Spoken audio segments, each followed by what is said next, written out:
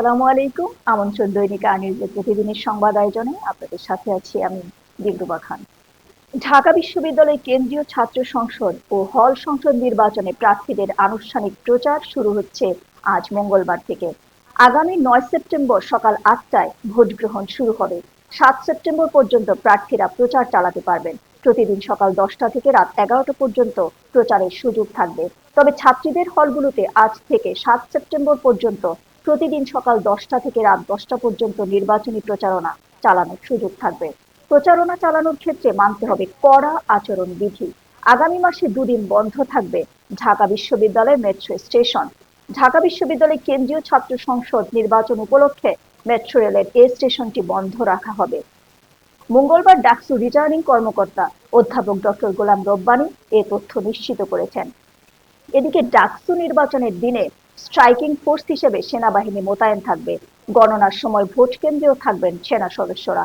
মঙ্গলবার রিটার্নিং কর্মকর্তাদের সভায় এই সিদ্ধান্ত নেওয়া হয়েছে। চিফ রিটার্নিং কর্মকর্তা অধ্যাপক ডক্টর মোহাম্মদ জসিম উদ্দিন জানান, বিশ্ববিদ্যালয়ের প্রধান 7টি প্রবেশ পথে সেনা সদস্যরা অবস্থান করবেন। বাংলাদেশ জেলের নাম পরিবর্তন করে কারেকশন সার্ভিসেস বাংলাদেশ করার উদ্যোগ নিয়েছে কারা অধিদপ্তর। এ তথ্য জানিয়েছে কারা মহাপরিদর্শক ব্রিগেডিয়ার জেনারেল সৈয়দ মোহাম্মদ মোতাহার হোসেন। মঙ্গলবার কারা সদর দপ্তরে আয়োজিত এক সংবাদ সম্মেলনে এ তথ্য জানান তিনি। কারা মহাপরিদর্শক বলেন, কারাগার কেন্দ্রিক সংশোধনের গুরুত্ব বাড়ানোর উদ্দেশ্যে বাংলাদেশ জেলের নাম পরিবর্তন করে কারেকশন সার্ভিসেস বাংলাদেশ করার উদ্যোগ নেওয়া হয়েছে। দৈনিক আজকের কণ্ঠ নামের ফেসবুক পেজটি গুজব তৈরির প্ল্যাটফর্ম। এই পেজ থেকে বিভিন্ন সময়ে গুজব ছড়ানো হচ্ছে বলে জানিয়েছে press institute Bangladesh, fact check ও media research team Bangla fact. Bangla ফ্যাক্টের তথ্য মতে দৈনিক আজকের কণ্ঠ নামের একটি ফেসবুক পেজ থেকে সম্প্রতি নানা ইস্যুতে নিয়মিত ফটোকার্ড ও ভিডিও প্রকাশ করা হচ্ছে।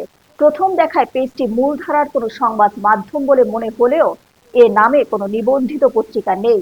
সাম্প্রতিক কিছু পোস্ট পর্যালোচনা করে অন্তত 3টিতে ভুয়া তথ্য ও গুজব পাওয়া গেছে বলে নিশ্চিত করেছে বাংলা ফ্যাক্ট। এবারে আন্তর্জাতিক সংবাদ। গাজার নাসের মেডিকেল কমপ্লেক্সে ইসরায়েলি বিমান হামলার ঘটনায় ফ্রান্স ও জার্মানি তীব্র নিন্দা জানিয়েছে।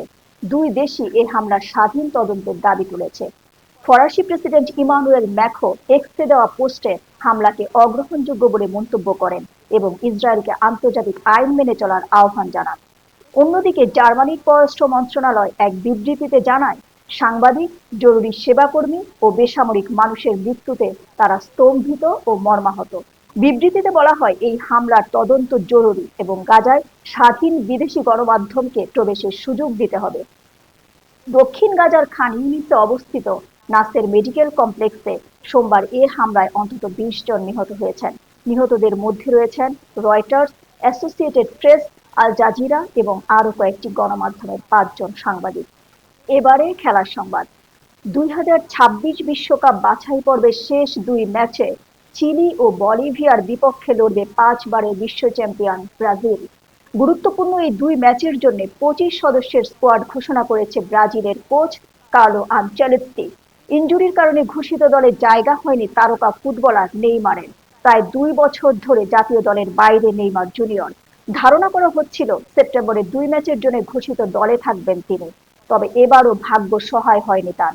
দল ঘোষণার কিছুদিন আগে ইনজুরিতে পড়েন তিনি, যার কারণে তাকে ছাড়াই আবারও মাঠে নামতে হবে ব্রাজিলকে। আজকের মতো শেষ করছি দৈনিক নিউজের সংবাদ আয়োজন। সাথে থাকার জন্য ধন্যবাদ।